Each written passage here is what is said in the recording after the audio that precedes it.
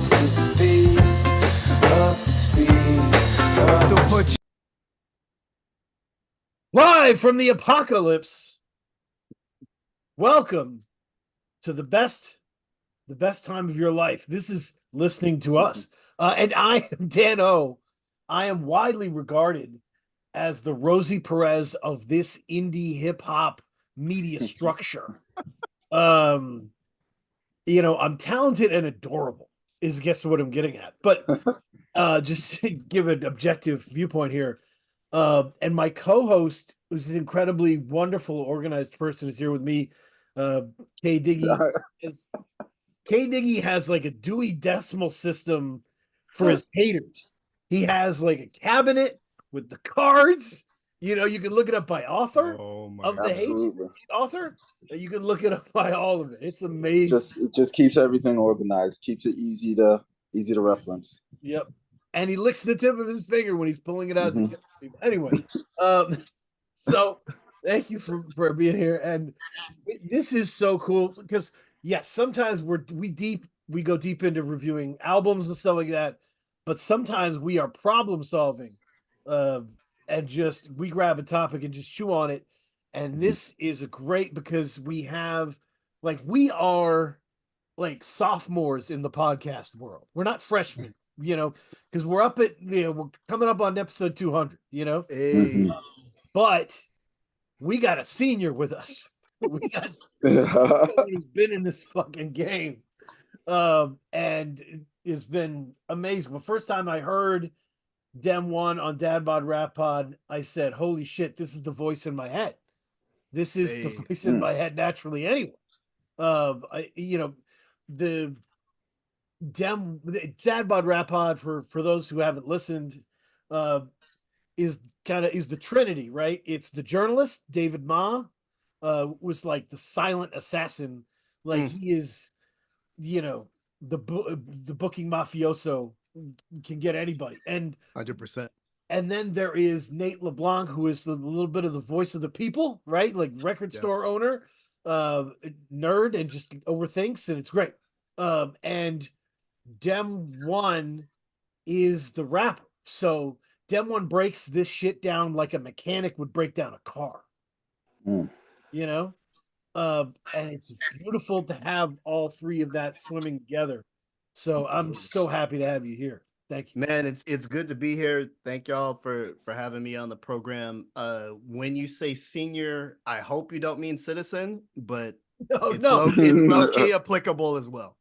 No, this is like the letter jacket, and you don't need a hall pass. You're going wherever you want situation. Varsity in this shit. Appreciate it. Right.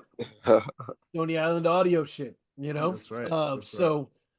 Very happy to have you. And so and you just announced something really incredible that in July, you're going to Vietnam, man, to fully engross yourselves in the Vietnamese hip hop scene and interview people. Holy shit. Tell me. Crazy. Yeah. So we got a grant from the city of San Jose. We're from San Jose, California. And we have various roles in the civic life of the city of San Jose, California. And so there's this thing called the Arts Cultural Exchange Grant. And I went to the bros and I was like, you know what? I went to Vietnam in 2019 as part of a tour with an ensemble out there. Got a taste for some of the hip hop flavor out there, and I was like, it'd be dope if we could just go and post up and document, because we have a podcast, like you said, we seniors now. We have an engine through which we can break down, document stuff that's going on. Dave speaks Vietnamese, which is 100% crucial in traveling to Vietnam. So just, everything came together, and we're really excited about it. We're going to do live podcasts from Ho Chi Minh City, and talk to the people who make that scene go. So super excited about it. We've been working on it for like a year and a half. So it's fun to finally announce it. And it's been cool to see people are excited for us. As Kay has his haters in a Dewey Decimal System. I have the supporters in a similar way of people who are just genuinely happy for what we got going. So definitely excited. Can I tell you the dopest thing about Dad Bod Rap Pod? What's the dopest thing? As a Dad Bod Rap Pod nerd, the dopest thing is how many times you've stumped your listenership with format changes and made them adjust, right? Like to your format changes and just said, look, the vision is over here now, right? Yeah. Like, and we're adapting this, and no longer will it be like this. No longer will be these slick buttery segments going into each other. It's going to be a longer form interview now, right? No longer will it be the current artists of the day. We're going to reach back to legends. We're going to have that. Like you're always pushing the format in a different direction. And that's, I know that sounds like that's what we all should all do. It's harder to do when you have a set of people that want a set of things from you. Yeah, but I feel like what I think everybody really wants is for us to have fun with it, because that's going to make for a funner show. And so anytime the format gets a little bit stale, I think internally we start to get a little bit antsy and then start to think about, well, how can we flip this up so that we're enthused and engaged? And so, yeah, we shifted a little bit. The pandemic was big for us in the sense that a lot of artists that we wanted to talk to couldn't tour. They were home. So we were able to get this string of interviews. To me, that's our first 3 championship run, right? Like Right. we're lining up these interviews week to week. And that was a cool era. And like, we didn't have shit else to do. So it was cool to kind of get on Zoom. And then, I love indie hip hop as much as the next person, but there's a rung of the shit where I'm like, I don't know. And I think I can speak for the bros on this. I don't know if we want to talk to,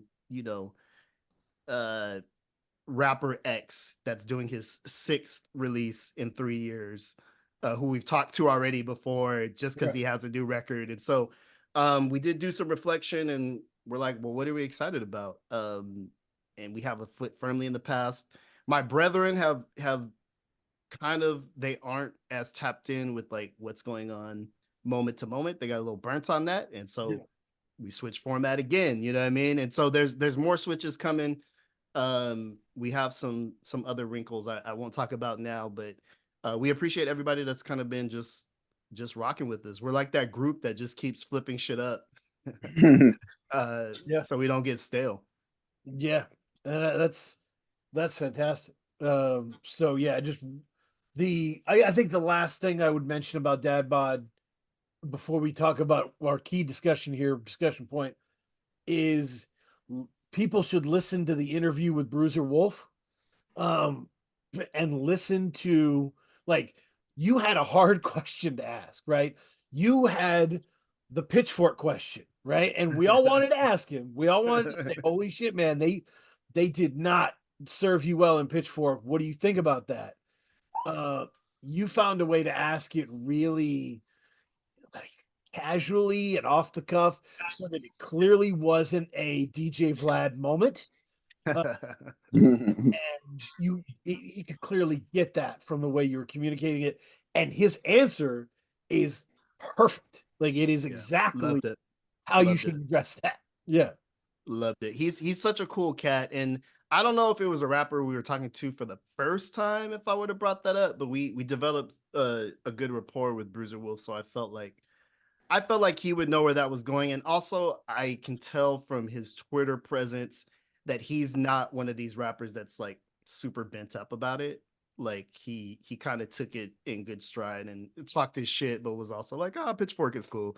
So yeah. That was a fun moment. He engaged with the question in a way that I hoped he would. So that was cool. Absolutely. So Kay, I don't know if you have any more podcast questions to ask. No, okay. So the topic today is really interesting to me. I've been thinking about this for a while, just in terms of there's a lot of artists out there that are prolific now, that are releasing a lot of content. And I know there's some people who are like, it's not prolific if it's not all great. Dude, there's some people who are producing six albums, in a 10-month, 12-month, 13-month span. They're all really good. Like you can actually find that is a thing now. So how do you deal with that when there's 10 of them. Then there's 12. There's 300 of them. How do you track that, right? And I think a lot of people have thrown up their hands at, been like, I guess I just don't know music. I want a solution. I want to try and solution this. So we'll start this because I was thinking about the history of the form, right? Tell me your relationship with release schedules in rap music and like when you started being aware of it, how when you were aware that it changed, how like the eras, the stages. What are your thoughts on this?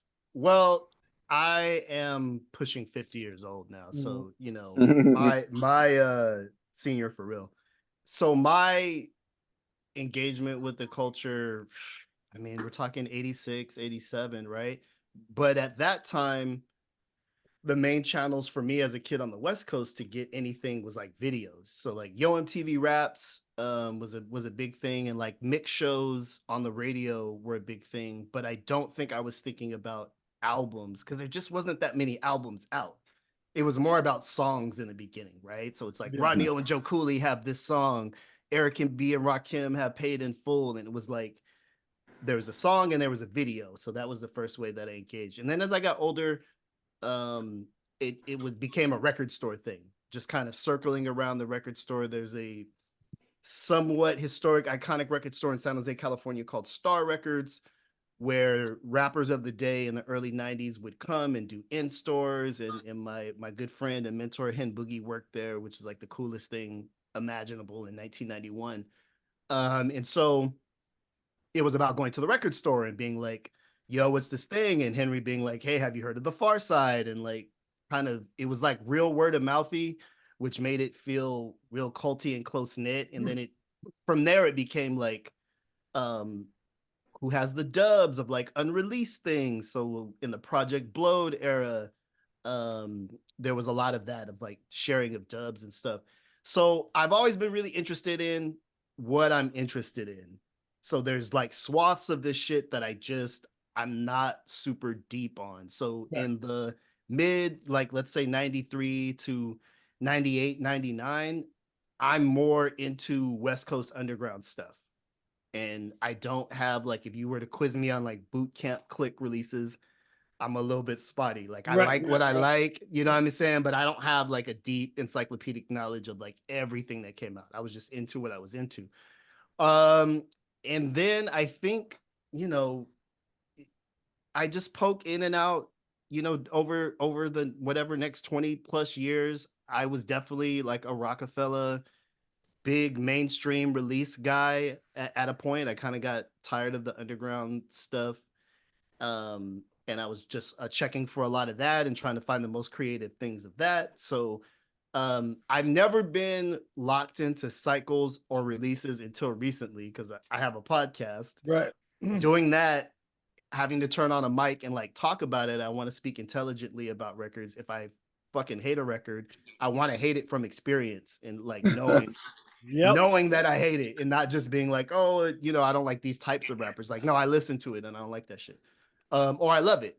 So I think in the last couple years, shout out to Crown Them ENT, which catalogs all the releases. So what I've been doing for the last couple years, and it's how I develop my playlists and all this and that, is to go to that site, look through, there's like 60, 70 releases a week.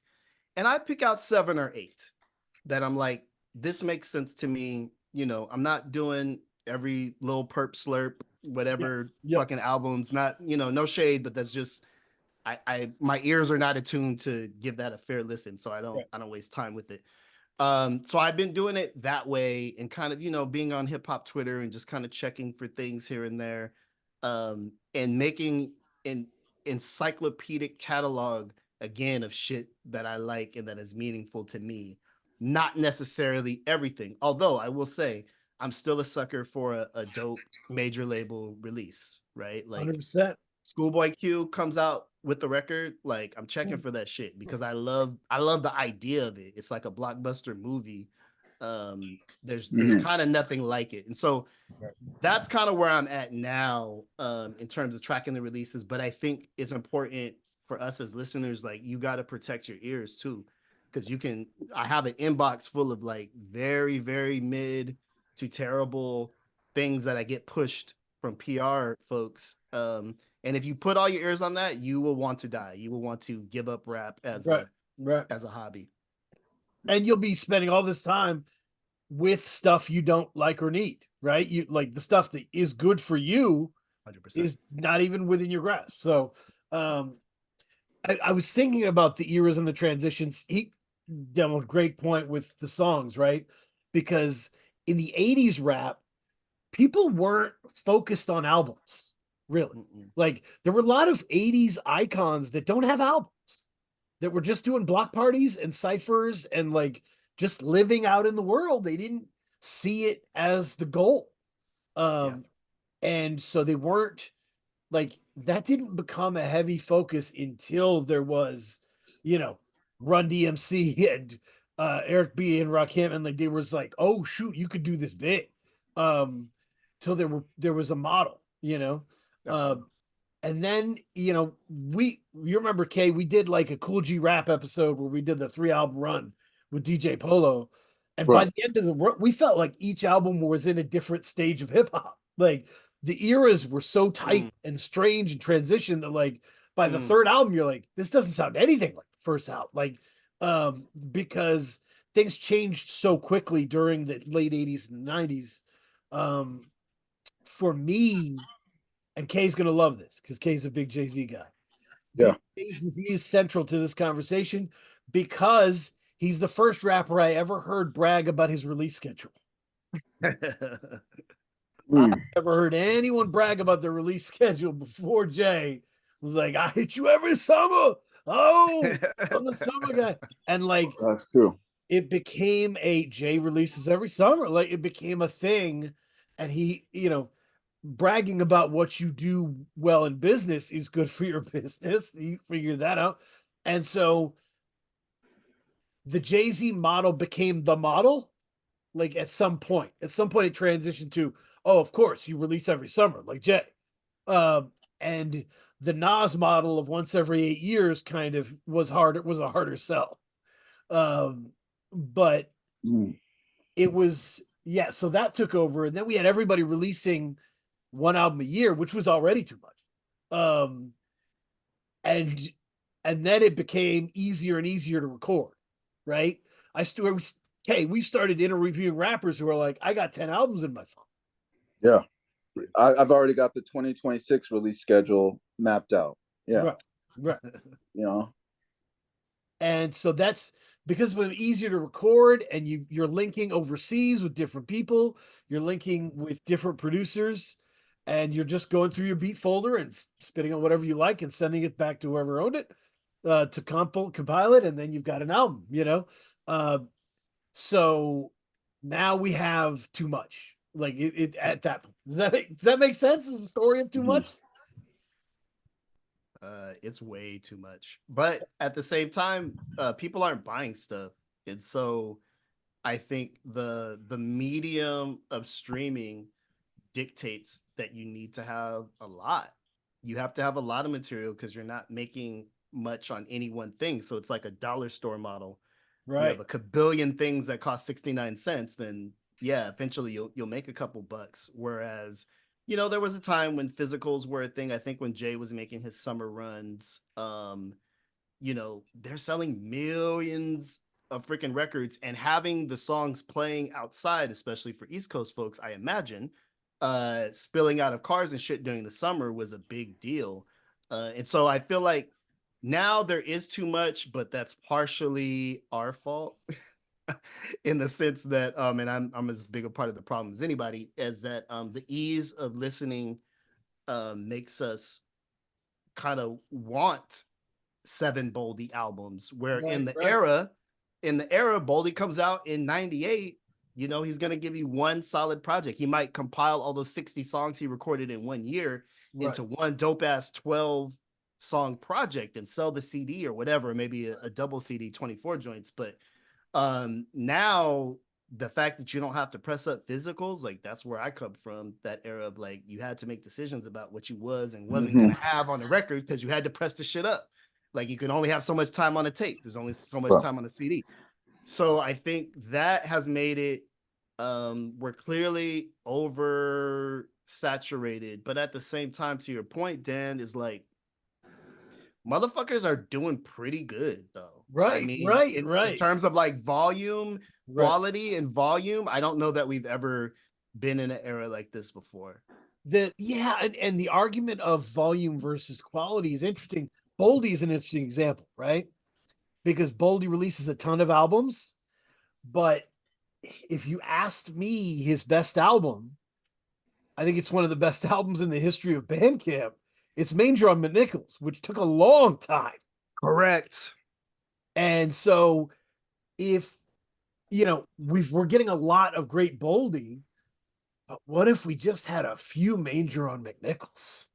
You know what I mean? Would you trade all that Boldy for 4 Manger on McNichols quality? Oh, You know what I'm saying? absolutely, absolutely. Because I feel like what's being made now, and this is gonna sound like a pejorative, but it's not. Rappers are making content. Yep. These are content records. So it's like you know what to expect from a Rome Streets. If Rome Streets has a new album without putting ears on it, I could pretty much know what to expect, what's gonna happen. He's gonna deliver at a certain bar of quality because he's pretty damn good, but it's gonna be right there. It's not gonna be there'll be no exploration of new stuff. This is why Arm & Hammer is such an amazing group because they're still exploring new territories. But for a lot of folks, it's content. And so I feel like if in a situation where Boldy could meet his needs by releasing 4 Major on McNichols instead of like, umpteen albums to keep the shit going, I think we'd all be better for it. But that's just not the market that we're working with right now. I love the mental image, K, of hip hop being like the inside of a Family Dollar. It's like the streaming has made it, but like the madness of being inside a Family Dollar, where you're looking at like looking at cheap spatulas. You're like, oh, how good is the spatula? Can it work? How long is this gonna work? Right. I mean, and it determines like where you shop determines the value of the products. You know what I mean? So, I mean, how do you feel about the state of hip hop as a Family Dollar store? Like, what does that mean to you both? Ooh. On one level, it's sad because it's the commodification and turning something that's this like precious art form that at a time it was thought you couldn't even record into a song to making it like songs can be pretty cheap now. Like they're not to be taken too seriously any one song or release, right? So I think in that sense, it's kind of sad and it's devaluing the work in a way that I don't know is for our long-term benefit. But I also feel like the streaming era will come to an end at some point. Sure. I feel like we're gonna reach a point where enough artists see that this is not a viable way to do anything, and I don't know if that means physicals come back. I don't know, but eventually we gonna leave the dollar store, but not today. No, but you're right. There's like I remember turning to my wife and being like, "We haven't been in a Family Dollar in a long time." Like because when you get stable, you need something else. Like you're like, I'll pay an extra couple bucks. I need something. And that's what indie hip hop is trying to become a boutique, right? It's trying to be like, I've got an El Leon Crime Apple hoodie coming, I've got, I've got a Blue Lips hat, coming. I've got all this stuff that like it's fun. It's fun to have that. And so there are other pathways being developed, right? Like remember when Rock Marciano was selling his stuff direct? And stand-up comedians started trying to do that. It was like other people, like there are other models that can be explored here. But it is absolutely But I feel like at some point, just kind of what we've seen with like cable television or whatever you call that form of television, the insertion of commercials again, right?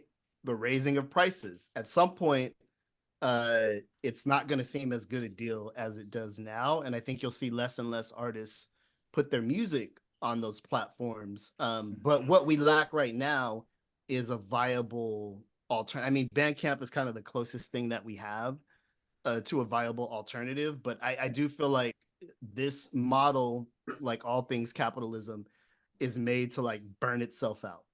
Right. And then what comes next? I mean, and I'm here for the hats and t-shirts and stuff, but also that's not music. Right. Like, you know what I mean? Right, That's like that's theme park type memorabilia. And so I feel like there's gonna be a point where just viability for artists is so much concentrated into vinyl drops.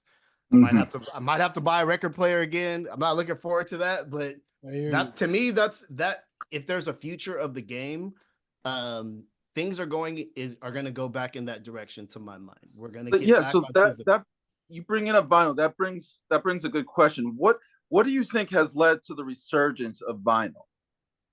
Because I think we can all agree there has been a resurgence of vinyl in maybe the last 2-3 years. Why do you think that is? Because vinyl is forever. Vinyl was the best fucking format. It's just heavy. Like that's why I have a huge collections that's still at my ex-wife's house because god damn it, I have no place for all those fucking records. But it is the superior format. I had tapes, I had CDs. The only thing that still sounds fucking dope, still maintains its richness, its quality, even when they get dusty and nasty, they still sound kind of cool. So vinyl is kind of like cigarettes. Like they'll be cool 10 years from now, 15 years from now. I think what folks are realizing is that there is a market for people who want to hold that as a thing of cool. I think there are people who are buying these records and never cracking them open. I think maybe half or 40% of people are getting the Arm & Hammer Black Label and it just sits on a shelf. Like they never crack it. My girlfriend has a record player that she never touches and listens to Spotify Discover Weekly every week. And I'm like, you got a Discover Weekly crate, like whip that shit out. Like, But to your point, I just think vinyl is the coolest format and always has been. To me, the another reason, Kay, you think about it, think about the mechanics of this. Cover art is better than it's ever been in my lifetime. There's so many artists. There's so much creativity happening with cover art. Vinyl is the single best place. You get like a mini painting. Yeah. Interesting. So you don't just get the album you love. You get this large scape, like amazing thing. Like there was the Rich Jones Smoke Detector, Iceberg Theory, and I don't have a record player. I just keep it by my desk. It's cool to look at, man. Like it's completely viable to be like, I love and support this artist. I've seen them live. I love this cover, and to grab that, and I think that's totally viable and a great reason to support it. So yeah, but it's yeah. So I mean, it's you had a question I didn't even answer, Kay, about the Family Dollar, right? Yeah. The weird thing, I've been a music nerd all my life. I remember like spending hours scouring the record store. Like my wife hated going to the record store. I wanted to see everything, right? As a music nerd, I can promise you I will survive any environment. You drop me into Family Dollar, I'll find the best book they have. Right? Like, I promise you that it's because I know what I want. I know how to operate in these spaces. And if you're informed, you know exactly you're targeted, right? You can sift through all the madness, which is what you need. Yeah. So I can survive in a streaming format where everything's open. I can survive if that shuts down tomorrow and it's pay me. I'm already doing that with Bacon. Like I'm good. Yeah. you know, so I can survive no matter what happens. But I will say, yeah. So I started trying a solution and come up with stuff. One of the things Dan has already talked about, which is don't feel obligated, right? Release yourself from the idea that you have to catch every single release. No Check way. in when you have the time or the interest to catch up. It's there for you, right? Like you're not late for music.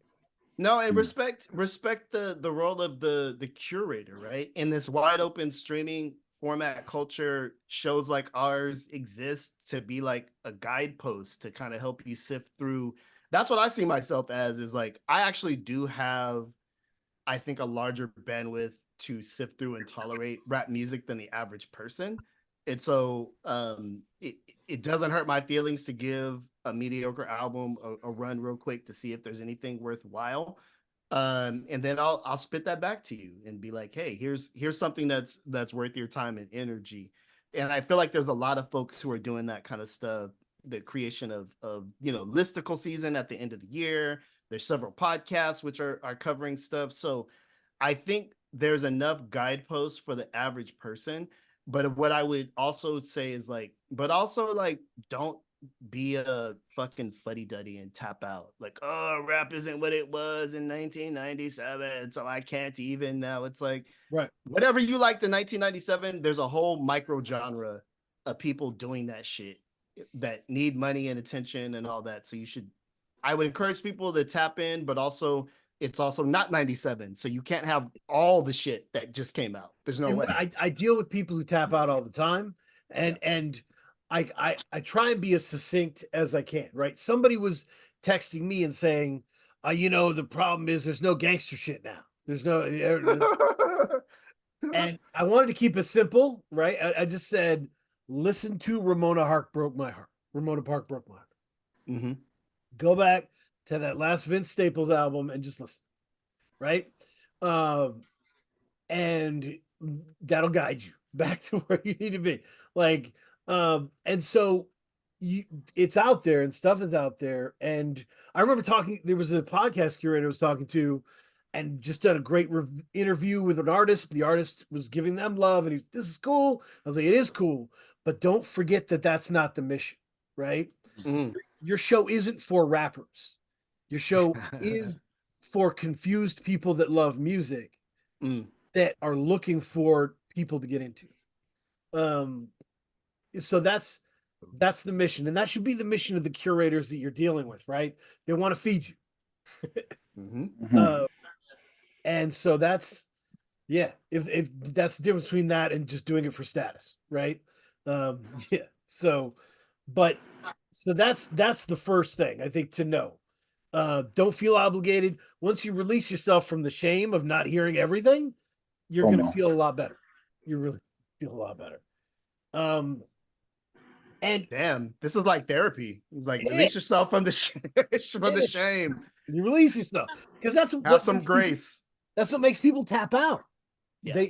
They tap out because they feel bad that they're not hearing it, right? Yeah. And I'm like, I don't hear them. They don't care. That's not my job. But your curators, beyond the curators, use social media to follow your artists, right? If an artist is prolific, they will let you know what they're up to. Yeah. I promise you. If you're a Vic Spencer fan, you can follow Vic Spencer and he will tell you what's coming up, right? Absolutely. He has a schedule. He will tell you this one's next. And all you got to do is keep that feed running and don't get worried about it, some people are like, oh, I don't like Bandcamp. I got all these messages. I'm like, the messages are good. Sift through them. Like, that's information, dude. Like, take in that. So use social media to be updated with these artists. It's better than using it to say angry things about people, I guess. But you can do that too. You can do that too. You got time. You do all that. So yeah, it's really right there for people. But like when people come to me and they're like, how do you hear all this new good music? I never have a good answer for that. Because I can't just give you one thing that will give you the keys I have, right? Yeah. Because what I have, and I'll skip down, is like I have a community, right? I have a bunch of like-minded people who enjoy music, enjoy new music, old music, and this is the extra set of eyes and ears. They hit me up all the time. Hey, have you heard this yet? You need to hear this. Right. So I have to do a lot less work. They're When coming you're to me. tapped in, man, I feel like there's definitely a community of people who still get their jollies from new music. And I think part of the thing is like letting new music be new. Like, I think if you can release yourself from the idea that rap is supposed to be done in a particular way that you're comfortable and familiar with, then you can open yourself up to a lot of new and different things, right? But if you have a very fixed idea about what this shit is supposed to be, again, I kind of get frustrated because I'm like, if you feel like rap is KRS-One, you know, in the 90s, Right. okay, I don't feel that way, but like KRS-One still does shit. Like he Right, has bills. right. He has bills. Like, get that shit. All those dudes who like were doing stuff still do stuff, and it's like only Europeans appreciate it. But and so part of me is like, either you have to allow for that new music is going to be new and sometimes difficult and challenging, and that's all part of it. Or if you're going to be a classic traditionalist, you know, it's like Mount Westmore. Go buy Mount Westmore. You know Right. what I mean? It's Yeah. like it's right there for you. There's I'm some not gonna buy crazy, Mount Westmore, but there's some crazy Cube verses on that Mount Westmore album. is it? Does Cube still have it? Cube swoops in and says some really interesting shit. Okay. That album's a real weird album. I really enjoyed it. 40 still has it. To my mind, 40 still has it. Too Short will always be Too Short.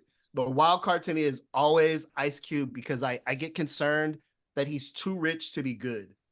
Yeah. That there's something to, like when you're getting that much money from other things, like when you have big three money and like syndicated TV money, it's hard for me to imagine him being like, I'm gonna get on these bars, man. I'm gonna just get in here and but I will on your advice, Dan, I will dip in and see if I can So get some my holdback, my concern is always Snoop, right? Because and it hurts me to say it because he's one of my favorites of all time. Snoop is very good at not trying hard on rap verses. Absolutely. And so Snoop can give you some C-level shit and you might not even realize it. Yeah. So that's always like, I'm sure he would say it's Crip level shit, but he definitely he definitely has the golden voice, but I know what you mean. Snoop has one of the most interesting catalogs. If you ever want to have a good time, right, just dip back into some of his releases over the past couple of years. He has a record that has Redman, KRS, and a couple of other like 90s legends on it. I'm not telling you it's good. I'm telling you it's interesting. it's interesting. Because that's kind of where Snoop is at these days. But also we don't acknowledge Snoop Lion. That just it never happened. That's fair. I'm with you on that. And so but having a community of people, it was weird for me because I didn't have this when I started Freemusicempire. I considered myself a hunter of music, you know, just constantly looking shit up, random shit. You know, what was the best reggae album of this year? What was the best country album of this year? And just kind of digging everywhere. And then when I became like noticed a little bit, people were throwing me stuff and it almost felt like cheating. Like, I didn't even dig for that, you know? But I've gotten over that and I really enjoy my community. So the community is huge. Engage with people who are like you and enjoy music, and it'll make the experience better for you. You'll have people to bounce the stuff off. Yeah. More of the therapy stuff. Cut out your hate listening. Right. Cut out your hate listening. Oh, not putting ears on things just so you could be like, this is why I don't like things. My favorite example of this is always This guy I worked with, I ran into him in the mall, last weekend. He used to work with me, and he hated Kanye more than anybody I've ever known. And he hated him. He talked about how he hated him a lot. And so I remember the lunch table, he's like, "This motherfucker is selling his shoes for $421.79." I'm like, that's an awful specific. Are you looking this shit up, bro? He spent all day on Kanye's websites looking up this material to fuel this anger. He was Isn't there value in that? Isn't there value in hate listening to something? absolutely not. There's zero value to anything. Zero value. But there is value in terms of and this is driven by social media. I think the value in that is that it actually helps propel artists. So Kanye is still, my son is a huge Kanye West fan still. Yep. And I think part of what propels an artist like that is there is a legion of people who, to your point, will listen just to get mad and just to hate, but in an algorithmic world that actually pushes you forward. I think you're actually at a disadvantage if there's a consensus that you're good. Arm & Hammer, and I know I've mentioned them quite a bit, but Arm & Hammer would have a lot more wind at their backs if there was a group of people who just could not stand them. And it may happen, there may be a group of fans who they alienate, and it sucks, but it's true that would then propel them to stay in conversation, to stay at the top of the algorithm, for people to talk about them, because unfortunately, praise only goes so far. There's groups that we praise to death that are not getting the money or recognition or fame that they need to sustain, because we all agree that they're dope. And it's just oh yeah, of course they're dope. Who hates AJ Suede? Nobody hates AJ Suede. Nobody. Yeah. It's great. I love that dude, and I hope that some people find it and hate it so that he can get that boost. I tell you, Dem One is a smart motherfucker. That is incredible. That is an incredible point. It became 90% of the people I know that hate listen, they're hate listening to load up for ammo to go back to argue with someone, right? They're like, I'm going to listen to this album, and then I'm going to tell Dexter what I feel. And you're like, man, that conversation with Dexter ain't shit. You're not going to be happy. And shit, by the end of that shit, it's just you're renting out parts of your brain to people you hate. It sucks. Take it out and spend all your time. The reason why praise doesn't go so far is because it's done a lot less, right? It's done a lot less. And most of this interaction that grabs us, that's interesting to us, is people melting down over their hate shit, right? And so we need to reverse that cycle somehow. So that kind of draw, the question that comes to my mind when I hear that is, why do you listen to new music? What are you looking for when you listen to new music? Because as you said, there, Boldy James, he's released 7 albums. So there's music out there that you like. When you listen, what is the incentive for you guys to listen to new things? Yeah, buddy. To me, it's to know that rap is still the form. Rap can still do new things. There's still it's kind of I'm not a sneaker guy. I'm not a wrestling guy. I'm a rap dude. And I want to know that there are artists who continue to push this shit, as much copycattery as there is. I want to feel like there's new things that can still happen, that I can still be impressed, that I can still be challenged in this shit. And so I do go into new music looking for that, to say, give me something, make me feel something I haven't felt yet. And so I feel like every 3 to 5 years, it just happens, and I never know where it's coming from. I never know when to expect it, and that's the best part. It's if I know what's coming and I know what to expect, then it's kind of like where I'm at the end of my Griselda rope. It's there's nothing new to be said. There's nothing that's happening that's new or interesting. And so I'm like, is it good? Absolutely. 5 years, 7 years in, I'm like, okay, this has happened. Like, what else? What else you got? And in some ways, to that point, it's like it's kind of like being a fiend. Like you want the buzz of the new shit, the way you felt when you were fucking 16 years old. And it's harder to get these days, but not impossible. Right. I mean, yeah. And I'm a sick person, so I'm like one of those weird people where if I bump into like a shoe designer and they're like, I'm working on my greatest piece, I'm gonna just cancel my appointments, sit with this person, ask them questions, learn about sneaker designing, and be amped for them to finish their project. Right. I seek great art. Like I see great art in whether it's paintings, whether it's music, whether it's whatever. Like I'm always looking for something that achieves like an excellent standard, right? So, and I really don't care. Like I really don't care if it's E40 or Luca, right? Like if it's great, and I want to be with it, you know. Um, and that's my mission statement with that. But your point is valid. You need to know what you're looking for. You need to have a standard, right? What are you out to find, right?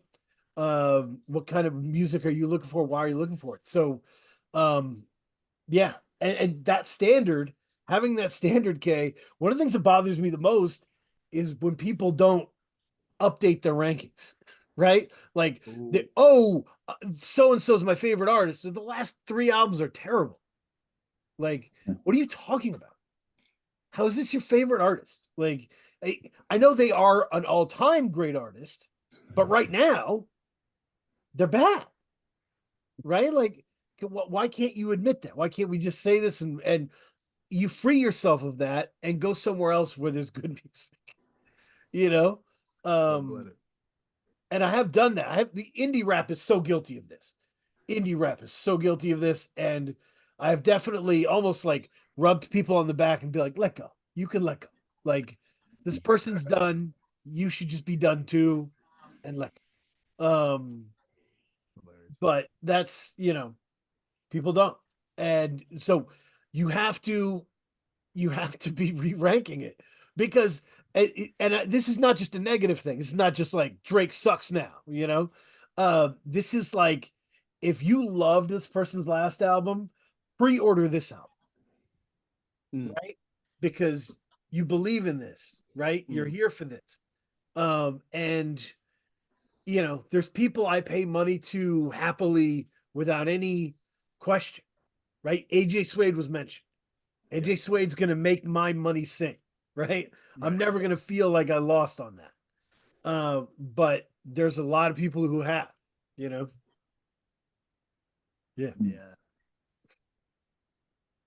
So there's that. Listening standards are important. The community is important. Follow your instincts. If you're in the mood for old shit, listen to old shit. If you're in the mood for new shit, listen to new shit. I think there was a sense in the breakdown where I said the experience of music has a lot of feng shui in it. Right?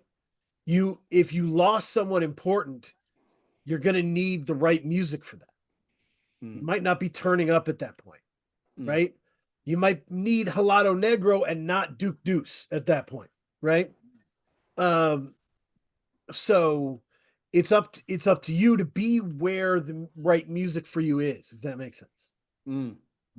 No, that's real. I think a lot of times with rap music, there's a want or a sense of like, well, this doesn't go hard in the club.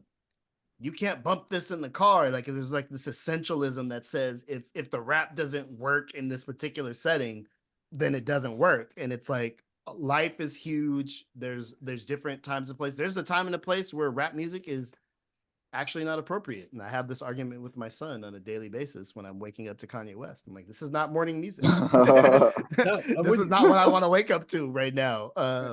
But yeah, I think there's definitely a time and a place for just different modes of art, right? And I think part of the trap with rap music is that it is so much thought to be this thing that is this street club thing, and if it doesn't bang in those contexts, then it's not good. But that's not true. Like, rap has a lot more nuance and variance than it ever has. And so there's different rappers for different times. When my lady pull up, we not listening to Billy Woods. I get it. Right. Like, Right. I get it. I get it. There's a time and place for everything. But I think the great thing about rap nowadays is for almost every mood and feeling, there's something out there for you. Exactly. If you love everyman rap, if you love normal person rap, there's a shitload of it being done really well. Yep. If you love hardcore stuff, there's so much hardcore stuff. Whatever you like, it's being done. And the cool part of prolific artists. So Ruben, Check the Rhyme One, really great place to kind of tap into music. And he started like interviewing people. He did an IG live with an artist named Johnny Storm, who I'd never heard of. They were talking about him singing and rapping. And I was like, okay, well, that's interesting. Like, so I went, and he mentioned, I went to his page, Bandcamp page. He's got an album with Panels, who produced for Scorsese, R.I.P. Scorsese. And so I was like, oh shit, if you can't sound good over Panels, then I don't want to fuck with you. Right? Like, if I know the producer's crazy and always hits at a high level, and I see that's in your catalog, I can just click right into that. And that's my window. That's your audition. Right? So artists having a lot of content enables you to make that proper audition process of like, ooh, they got a Pharma Beats tape. I love Pharma Beats. Let me press play on that. 100%. Yep. Which is good. Yeah. So I don't know. I think it enables some interesting stuff. It's just, you have to make sure you're not overwhelmed, and artists have to make sure they have a plan. Yeah. I think for me, like, I've been thinking a lot in terms of this conversation. I've been thinking a lot of like physical art. You know what I mean? Like, you look at like, and I'll go to Picasso because that's the only one I know. Like, for Picasso, not all of his work had the same weight. No. You know what I mean? And what I mean by that is, yes, Picasso was creating constantly, but he's not all of his work ends up in the same place. Right.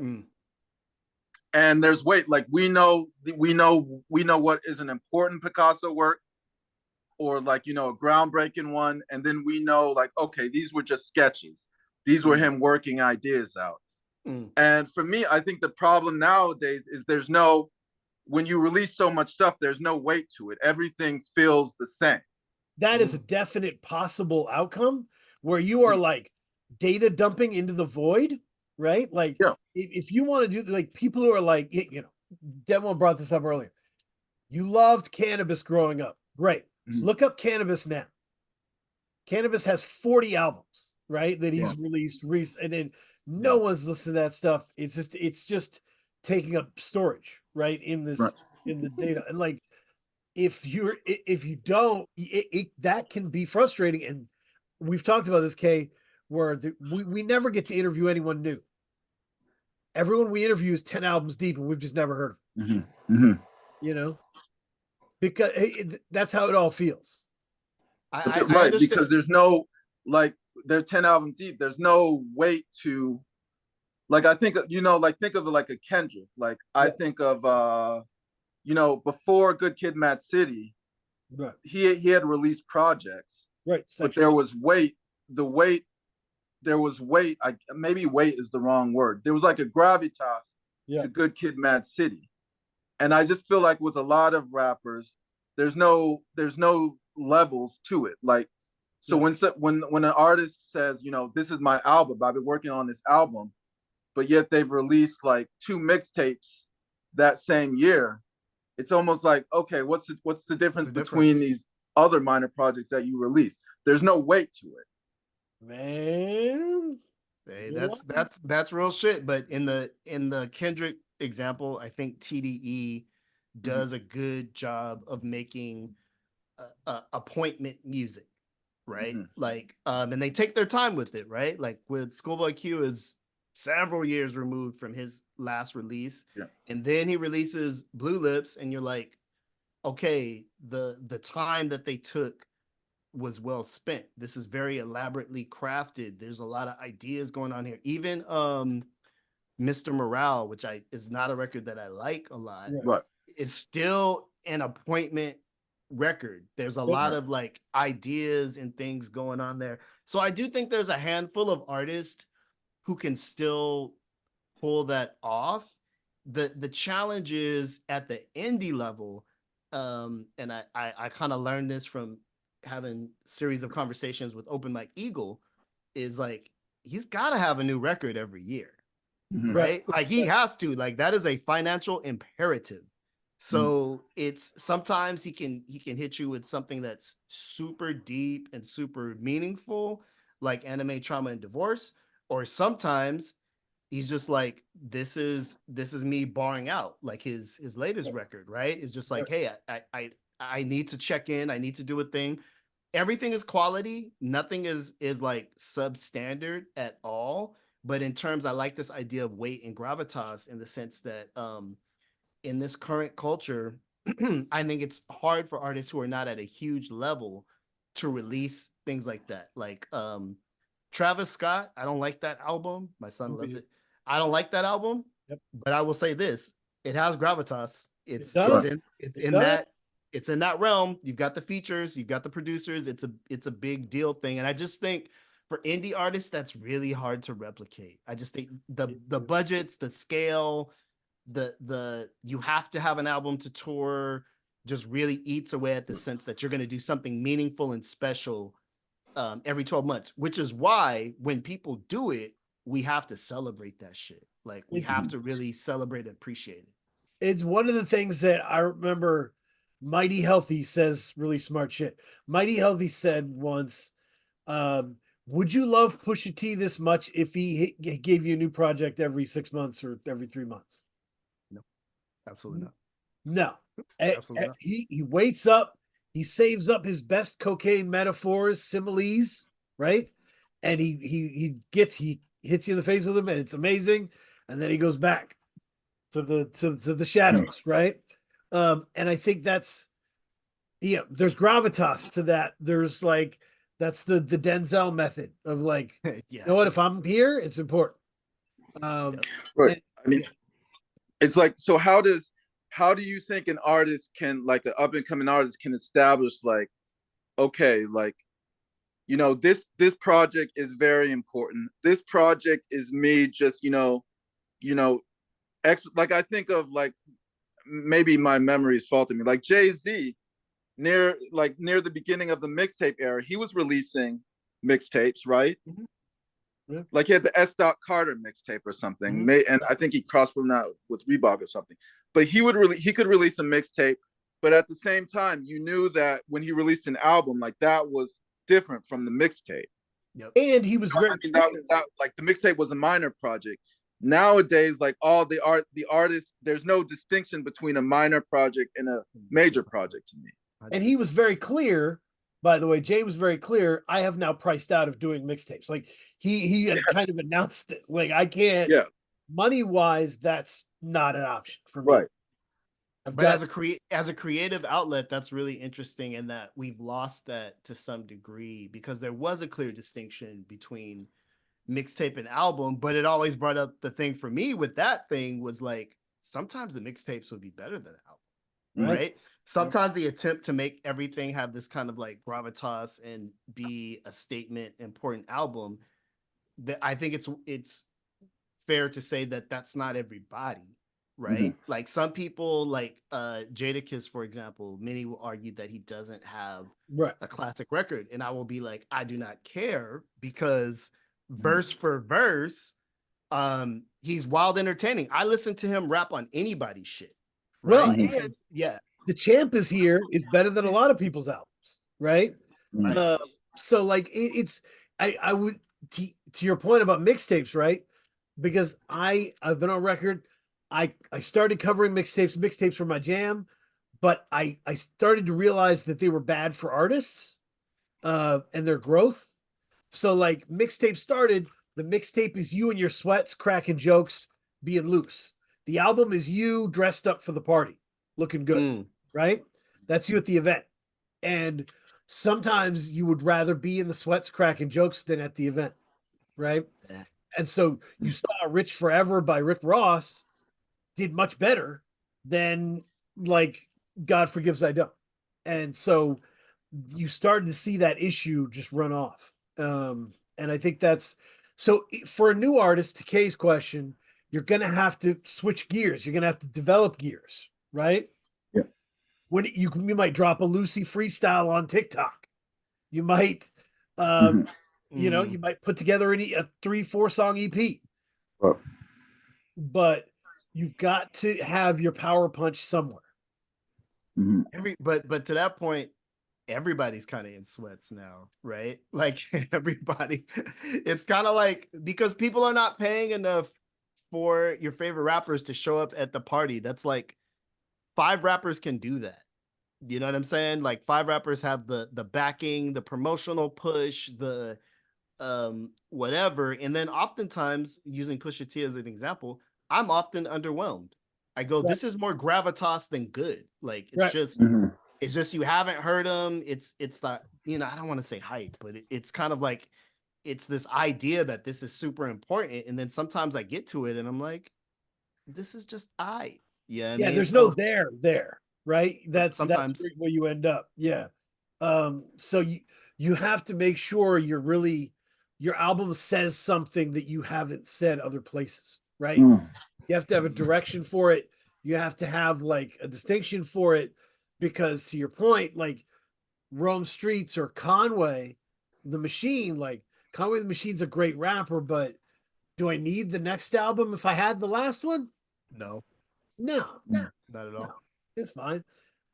So that's if you're an artist, have a plan for real. Have a calendar. Make sure your people know what you're doing. Yeah, I think that's where. Do you want to do a recommendation corner real quick? Okay, are we good? Yeah, we can do. Let's get into it. I love To The Expert. The Expert's one of my favorite producers right now. And he sent me the advance of Blip with Nah Really, with the Bandcamp beautifully written, the description by Nate LeBlanc. Oh, that's right. That's right. And it's a great album. It's super cool and fun. It's almost like he engages politically, engages with the shit he doesn't like. It's like a really chilled out Alaska, like content wise. It's like an Oregon. No, content wise, it's like Alaska Adams, like with that, the world is fucked up, but he's like chill about it. It's an interesting deal. I really like that album. It's good. And what else do we got? We got lots of stuff that's coming out. Kay, you were dead right. The Raven remixes with Kalila. Yeah. That shit is crazy. Yeah. Crazy. And my favorite, the last one I'll give is my favorite rock band in the world, Shannon and the Clams. They're coming back. The Moon is in the Wrong Place. There's a song called Bean Fields is a single. It's amazing. I'm hyped for that record. I love that band. So yeah. Yep. What do you listen to, Dem One?